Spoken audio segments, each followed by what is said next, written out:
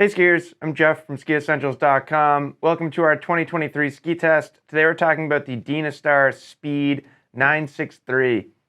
Super fun ski, definitely squarely in the frontside category. We're 68 underfoot here. And among frontside skis, this one is very, very quick. It's got kind of a shorter turn radius compared to some skis. And yeah, just very responsive, very rewarding, comes across the fall line super easily. A little bit more playful than like a true race ski, but still very, very strong too. So when we talk about construction in this ski, Dynastar is using one of their hybrid cores, so they're blending poplar with polyurethane. That's something that we're seeing in quite a lot of Dynastar skis right now. And what it does is it increases vibration damping. That PU material really gives the ski a smoother feel than if it was just wood. So pretty cool, you know, kind of some innovative materials in Dynastar's construction right now. And then this ski also uses V-Tech, so probably going to be a little bit hard to see on camera, but basically there's a sheet of metal in the ski that in the tips and tails kind of goes into what we would basically describe as a V shape. So more along the edges of the ski, and that's leaving basically in the tips and tails this open portion where there's no metal. So taking a little bit of weight out. It also kind of softens up the tips and tails. Not really something that you can display super well, just hand flexing it, more something that you feel.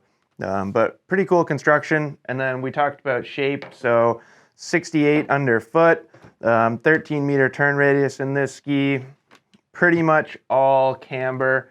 You know, if you're comparing these to the Speed 4x4 skis, those have a little bit more of a, you know, versatile shape when you're looking at the tips and tails. This is more geared towards just specifically carving. We get like just a tiny bit of tip rocker that you really don't even see until you decamber the ski, but there's no early taper up there whatsoever. So pretty short. This is a 168. There is one longer length that I think is around 173. So it's designed for quick turns. You know, when you see those shorter turn radii and a shorter length breakdown, that's a strong indication that we're kind of looking more at like slalom performance here. Not quite as small as a slalom turn radius, but pretty darn close, and close enough that I think that's a good way to think about it. So if you're that type of skier that you really like making a lot of turns, this is a fantastic ski. What's nice about skis like this is I find they make more moderately pitched slopes more rewarding. So you don't have to get going super fast to get the ski to feel responsive and playful and come across the fall line really nicely. That said, it can certainly handle it with the metal in this ski and a pretty strong build. If you're skiing steeper terrain, you can trust it. Maybe not as much as like a much longer carving ski or something like that, but I've skied this thing on some pretty steep terrain and I never really, you know, it never felt unstable or twitchy.